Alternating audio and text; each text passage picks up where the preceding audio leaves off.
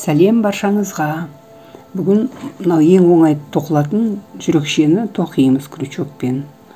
Ол үшін амигуруми әдісімен осылай жіпті дайындап аламыз. Орап. Крючок 3,5 менде. Жіп кішкене қалыңдау болғасын 3,5 мен істеп жатырмын. Енді 2 воздушный петля тоқимыз.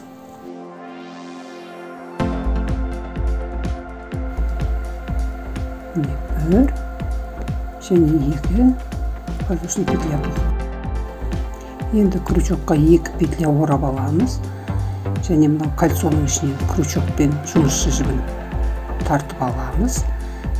Крючокта 4 петля бар. Соны әрқайсысын 2-2-ден 3 рет тартып аламыз. 2 рет ораймыз, 2 накид.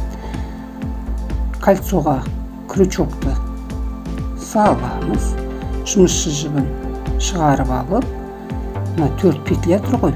Соның бірінші, екінші петлясын 1 тартамыз жұмысшы жіппен. Келесі 2 петляны тағы да тартып аламыз. Үшіншісін және тағы тартып аламыз. Бұл 2 накидті 3 петля болып саналады. Тағы да 2 петля.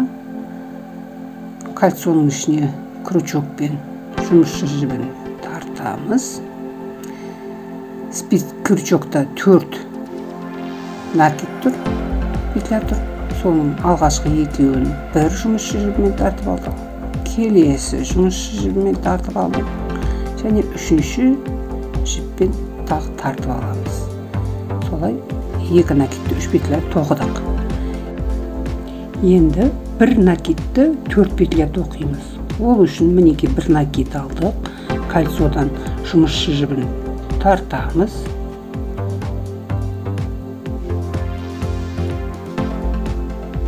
Крючокта 3 петля тұрады.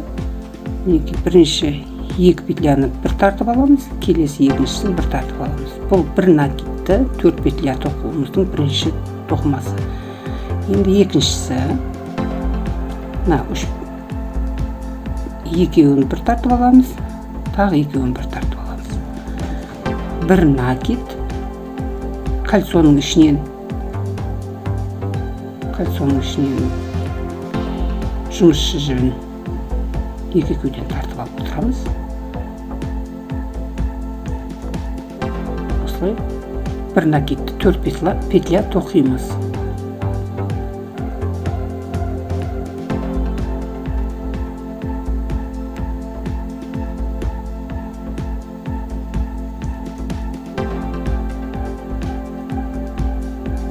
Енді крючокқа 2 накидті 1 петля тоқып аламыз. Жұмысшы жібін 2 петлядан 1 өткіземіз. Келесі 2 петлядан тағы өткіземіз.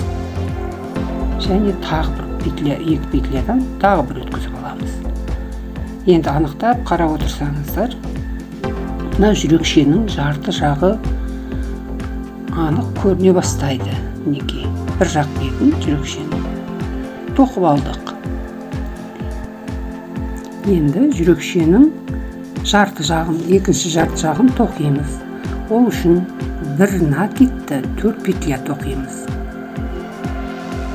Осының алдында көрсетілгендегідей 1 накидті 4 петля тоқимыз.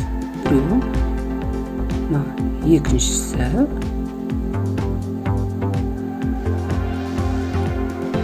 осылай 4-еуін тоқимыз.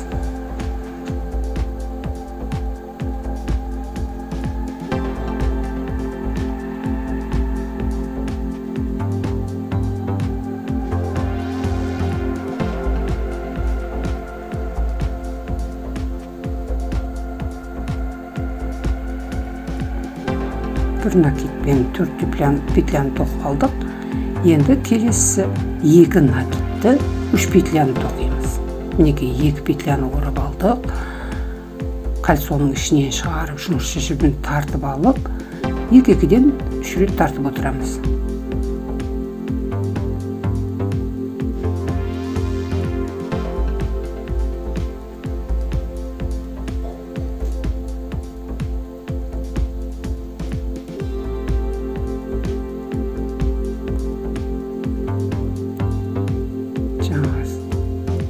Жүрекшенің бірінші жағын істегенде көрсеткен ұмытып қалсаңыздар, солай тоқып шығасыздар.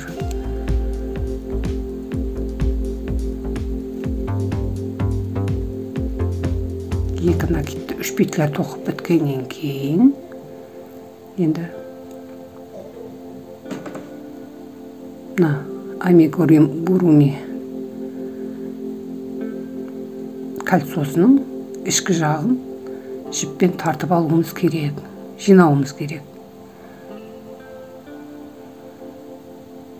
Мінекей, кольцоның бас жағында істегенде жіп басында болды ғой, соны былай тартамыз. Қатты тартып, жинап аламыз. Мінекей, жүрекше уже көріне бастады. Жүрекшені бастап тоқығанда 2 воздушный петля тоқығанбыз. Сол сияқты, мына соңында да солай 2 воздушный петля жасаймыз. Сосын кольцоның ең ортасындағы тесікке крючокты салып, бір столбик без накида тоқимыз. Мінекей осылай жүрекшеміз осылай көрініс табады.